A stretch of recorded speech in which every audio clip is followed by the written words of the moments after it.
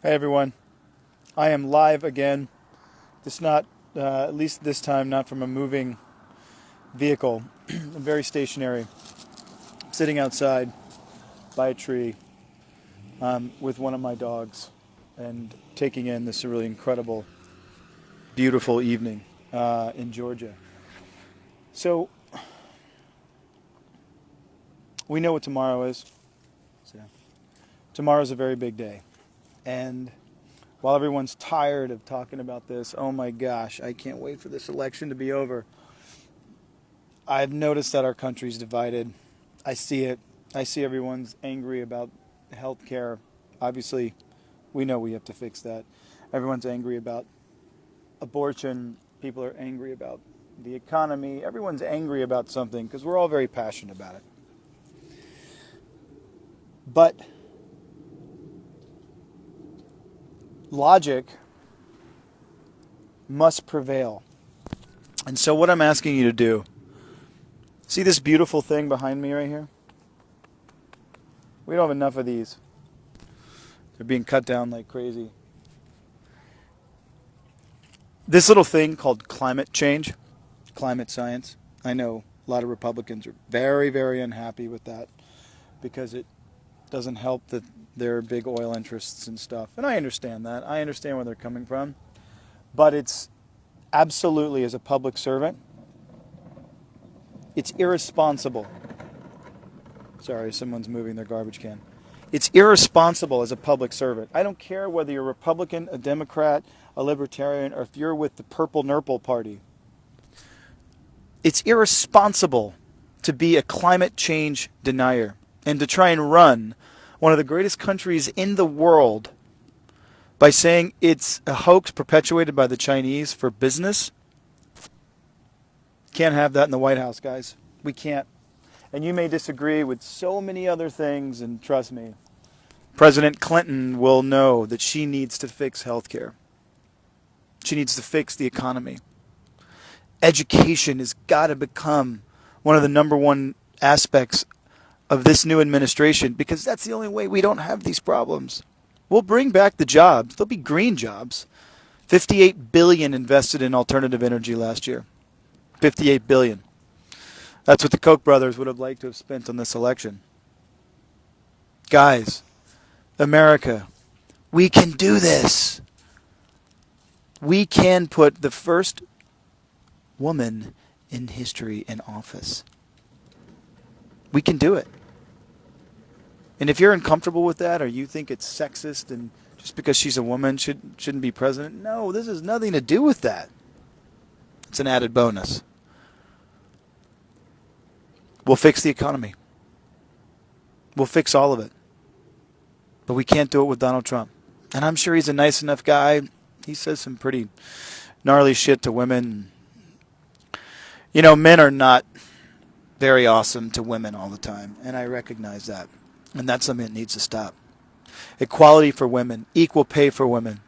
Health services geared specifically for women. It's too important. It's just too important. And while we may agree to disagree, I wouldn't be doing my civic duty if I wasn't here asking you, if you're an undecided voter, particular in these 15 states that are really going to decide this election. Georgia, this beautiful state that I'm sitting in right now, you have the power to change it. Iowa, Colorado, New Hampshire, Florida, among just 5 of these really important 15 states. Arizona, Nevada. You have the power to change this, and you can do it. I don't want to have to be on Facebook Live begging people to be smart. No offense to anyone, but when I look at the polls and I look at we need education in this country. The type of uneducated individuals in this country is why we're lagging so badly, why we're lacking so badly. So if you want major change, you don't have to vote Trump. For the Senate and for fend for the presidency, just vote the Democrats in right now. Because they're right now, and I wish there were more Republicans that had the idea to take care of their communities, not just for the oil interests or the interests of the big corporations that help them. Yeah, every politician is tied in, Democrats and Republicans. It's a disease of our country, unfortunately. But if you want your communities to really change, unless you're just coming at it conservatively from a religious standpoint, and that I can respect, but I'm asking you to look past that right now. If you really want to fix the problems in this country, economy, healthcare, education, you have to start with real logic. People that care. And unfortunately right now, when I look at all of these members of Senate, all these senators, everyone running right now, unfortunately, I gotta say this, vote for the people in your communities that are actually going to do what your community needs. And if you remember, one of the reasons President Obama didn't get to do half as much as he wanted to was because he was blocked by Congress for everything. If President Obama wanted to sneeze, they wouldn't give him a tissue. So how is anything going to get done? Right? Let's not block. Let's not block the president. Let's have a Congress who actually cares. Let's have a Congress who's going to do something. And let's give Hillary Clinton the opportunity to make real change. That's all I have to say, folks. I know some of you are, I'm so disappointed in you, Ian.